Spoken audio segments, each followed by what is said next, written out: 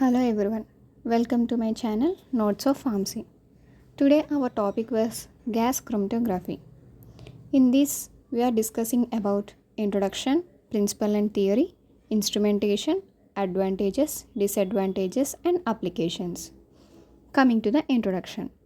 Gas chromatography is an analytical technique that helps to separate and analyze a mixture of organic, vaporizable or volatile compounds without their decomposition. It is carried out at suitable temperature in a glass or metal tubing known as column, which contains liquid or solid stationary phase. Types of gas chromatographic techniques. There are two types of gas chromatographic techniques. First one is gas liquid chromatography and second one is gas solid chromatography. In gas liquid chromatography, mobile phase is gas and stationary phase is liquid. In this separation based on partition coefficient. In gas solid chromatography, the mobile phase is gas and the stationary phase is solid. In this separation based on absorptivities. Coming to the principle. In gas liquid chromatography, principle of separation is partition. In gas solid chromatography, principle of separation is adsorption. The components to be separated will be converted to vapor and mixed with mobile phase. Components more soluble in stationary phase travel slower. Components less soluble in stationary phase travels faster. No two compartments have same partition coefficient or absorptivity for fixed combination of stationary phase and mobile phase. So, components are separated according to their partition coefficient and absorptivity. Then theory. When a gas or vapor comes in contact with an adsorbent in gas solid chromatography, some amount of it gets adsorbed on the solid surface. This takes place due to Freundlich.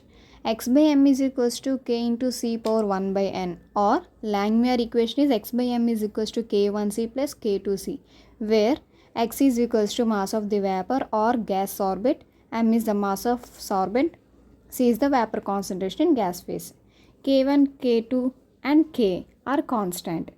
If vapor or gas comes in contact with a liquid in gas liquid chromatography, fixed amount of gas dissolved in liquid. This takes place according to Henry's law of partition, x by m is equals to kc. Coming to the instrumentation. Basically all chromatographs, whether GLC or GSC, consist of 6 basic components. First one, carrier gas. It is a mobile phase which is maintained at a high pressure and delivered rapid and reproducible rate. Second, a sample injection system. Third, the separation column. Fourth, one or more detectors. In this gas chromatography, we use one or more detectors. And fifth one, thermostated chambers for temperature regulation of column and detectors. Sixth one, an amplification and recording system. Here is a diagrammatic representation of gas chromatography. In this, carrier gas tank, pressure regulator, flow controller, sample injection port, column which is used for mixing, detector, processor signal, outlet, column oven is present.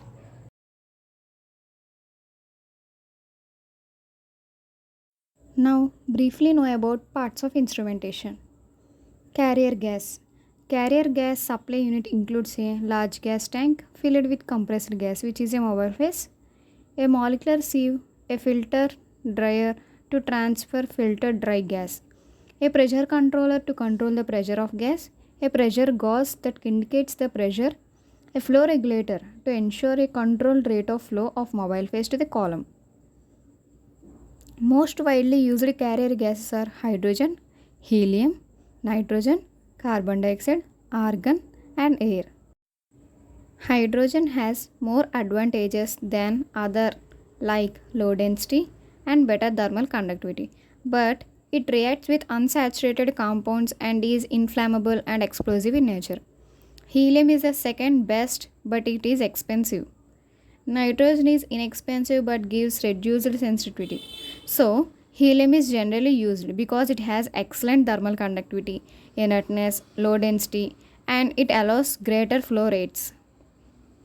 Then, how to select a carrier gas?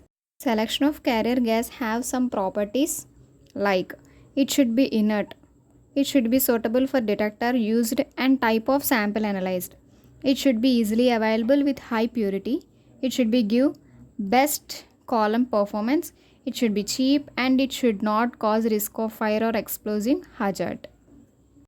The next one, sample introduction system or sample injection system, is a part attached before column. Injection part is provided with an oven as sample being vaporized state. Maintain temperature at about 20 to 25 degrees Celsius above the boiling of sample. Generally, gaseous samples may be introduced by gas-tight hypodermic needles of 0.5 to 10 ml capacity. Liquid samples like microsyringes of 0.1 to 100 ml capacity may be used. Then the separation column. Columns are of different shapes and sizes that includes U-tube type or coiled hex type. They are mainly made up of copper, stainless steel, aluminum, glass, nylon and other synthetic plastics. There are generally two types of columns, packed column and capillary column. In GLC, they are density packed with finely divided inert solid support material which is diatomaceous earth coated with liquid stationary phase. In GSC, the column is packed with adsorbents or porous polymer. The length of column is 1.5 to 10 meters and internal diameter of column is 2 to 4 millimeters. Second one, capillary column. Length of column is 10 to 100 meters. Internal diameter of column is 0.1 to 0.5 millimeters. It is mainly of two types, wall coated columns and support coated columns. In the figure we can see the diagrammatic representation of wall coated columns and support coated columns. In wall coated columns consist of capillary tubes whose wall are coated with liquid stationary phase. And support coated column, the inner wall of the capillary is linked with thin layer of support material such as diatomaceous earth onto which stationary phase has been adsorbed. It is also known as porous layer open tubular columns, which is SCOT columns less efficient than WCOT columns. Capillary column more efficient than packed columns. Porous layer open tubular column ID was 320 to 530 μm and packed column IDs was 1 millimeter and wall coated column IDs was 100 to 530 μm. Then coming to the detectors. The eluted solute particles along with the carrier gas exit from column and enter into the detector. The detector then produces electrical signals proportional to concentrations of solute. The signals are amplified and recorded as peaks at intervals on chromatography. There are three detectors are used: thermal conductivity detectors, electron capture detectors, flame ionization detectors. Thermal conductivity detectors, also called differential thermal conductivity detectors. The principle of detector is that the heat loss from a filament and resistance of a wire through which a current is flowing is depends upon the thermal conductivity of a gas in which it is immersed. When only carrier gas flows, heat loss to metal black is constant. Filament temperature remains constant. When a analyte space flow and power of the filament, thermal conductivity change which is served by heat stone bridge arrangement. The imbalance between the reference and sensing elements or filament temperature, it is measured and a signal is reached. The advantages of thermal conductivity detectors are simple and inexpensive, durable and has long life, provides accurate results, non-selectivity, so known as universal detectors. Coming to the disadvantages was low sensitivity, affected by fluctuation in temperature and flow rate. Second one, electron capture detector. The electron affinity of different substances can be used as the basis for an ionization detector known as the electron capture detector. It responds to only those compounds whose molecules have affinity for electrons, like chlorinated compounds, alkyl lead, etc. It contains a cathode and an anode for electron movement. The electrons emitted from radioactive source have sufficient energy to excite atoms of a carrier gas. It helps in ionizing the eluted sample. The current produced as a result of ionization of elute is recorded in the form of peak. This helps to identify the compounds. Then third one, flame ionization detectors. When organic compounds are introduced into a hydrogen or hydrogen air flame, they get ionized, thus produce current. So carrier gas produce low level of current. So the current produced from sample ionization is detected.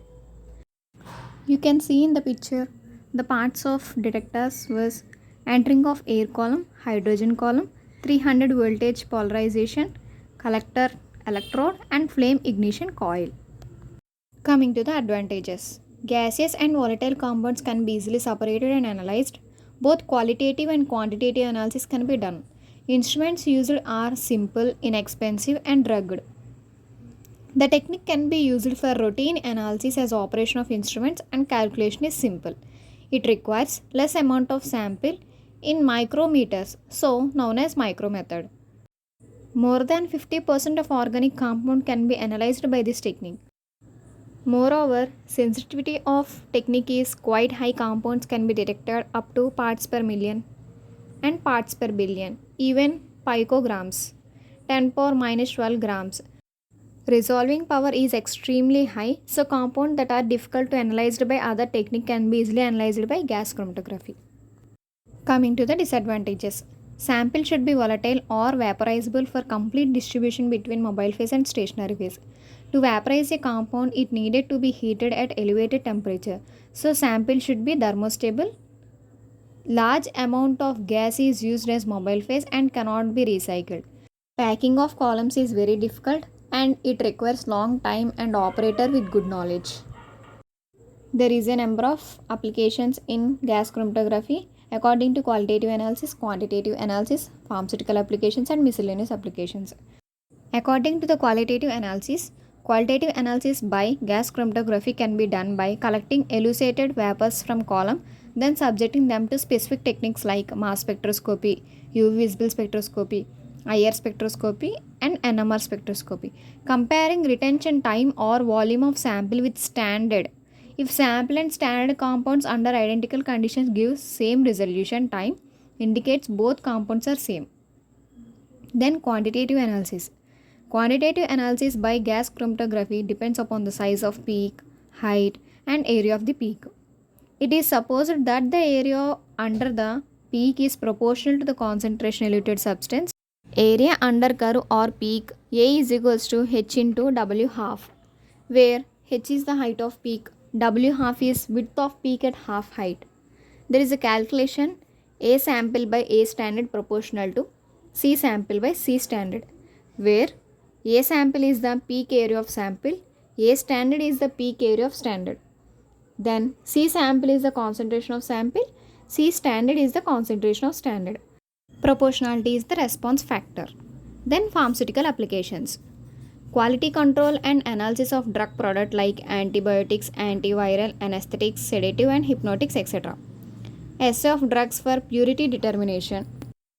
In determining the level of drugs and metabolites in body fluids like plasma, serum, urine, etc. Identification and determination of fatty acids. Isolation and identification of mixtures of plant extracts, carbohydrates, volatile oils, amino acids, lipids, proteins, vitamins, flavors, colorants, etc. Coming to the miscellaneous application. Gas chromatography is widely used in analysis of fertilizers, rubber, cosmetics, perfumes, petroleum products, food products, etc. For analysis of dairy products like milk, butter, cheese, etc. In environmental studies and also for detection of steroids taken by athletes during international sport competitions. Thanks for watching. For more information, please like, share and subscribe to my channel Notes of Pharmacy.